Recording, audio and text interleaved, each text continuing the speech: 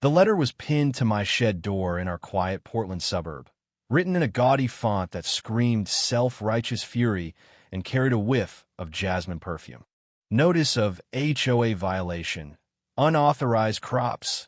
It read, followed by a $500 fine and the signature of Clara Vinton, HOA president, scrawl with a flourish.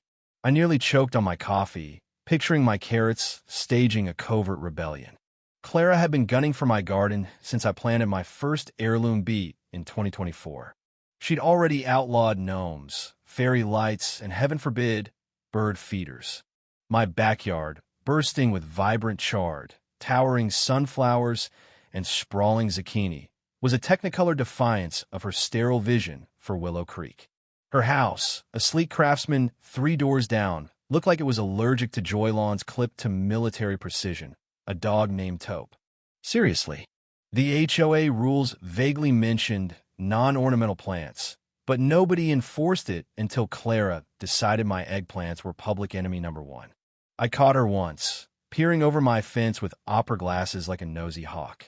Then came the invitation to an HOA meeting where my name mysteriously topped the agenda. I skipped it to tend my beans.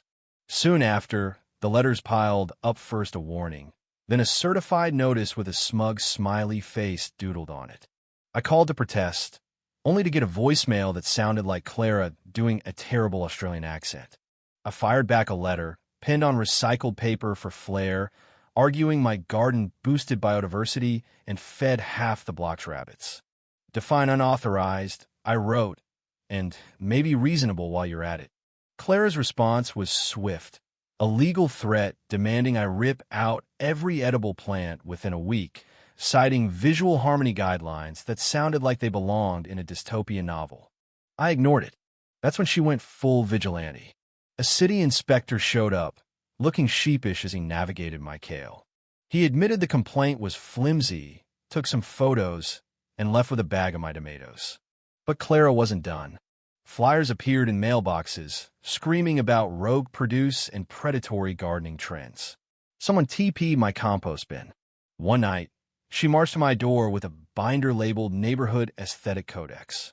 Your garden violates 12 clauses, she declared, practically glowing with smugness. I stared. You wrote a manifesto? She didn't catch the irony. That's when I saw it. Clara wasn't just annoying, she was scared. My peppers, my autonomy, my color, they were her kryptonite. So I went big. I called my friend Lila, who runs a specialty seed nursery outside town. We hatched a plan, not just resistance, but a botanical uprising. Days later, trucks rolled in as Clara trimmed her azaleas with surgical precision. They dumped heaps of rich soil, irrigation pipes, and flats of Z Maxima, a giant corn hybrid that could hit 35 feet. I planted them along the fence, facing her yard, spacing them tight for maximum height. Within weeks, they soared past my roof, casting her pristine lawn into shadow. Her roses wilted, her view vanished. She stormed over, waving a laminated cease and desist. "This is plant harassment," she shrieked. I offered her grilled corn. She swatted it to the ground. That, I said, was unauthorized. She tried everything: city complaints, HOA petitions, even a gardening club plea. Nobody bit.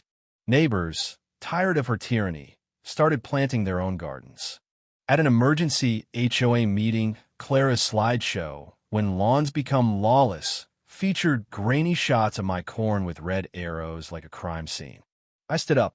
"This is legal, on my land, and frankly, prettier than your beige empire." The room laughed. Clara fumed, citing agricultural anarchy. But the tide had turned. Doris, a neighbor, smirked and said, "I like corn." Then I found it. Clara's prized tulip bed sat 2 feet onto my property, a surveyor's error from decades ago. I filed to reclaim it, planting pink flags that sent her into a frenzy. "This is fraud," she screamed, tearing up my lease offer of $1 per square foot. She dug up her tulips in a manic fit, leaving a sad patch of dirt. But I wasn't done. I'd quietly bought the vacant lot behind her house, a weed-choked eyesore she'd ignored. Using an LLC, Greenway Ventures, I turned it into an urban farm exhibit with a grant from the state. Corn, pollinators, a compost class from it was a middle finger wrapped in eco-friendly packaging. At the opening, kids ran through the stalks, and the press ate it up. Clara watched from her window, seething. Then came the sabotage. Someone hacked my corn and poured bleach into my soil. A blurry figure on my cameras moved like Clara, stiff and urban. I didn't confront her. I waited.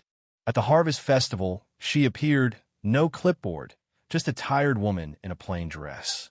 "I'm resigning," she said, handing me her binder. I lost perspective.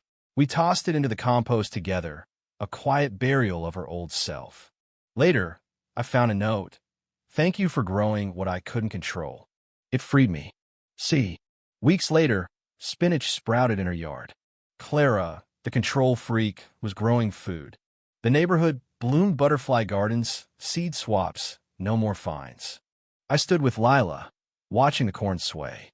"You didn't just win," she said. "You changed her." I shrugged. Maybe she changed herself. I just gave her the dirt.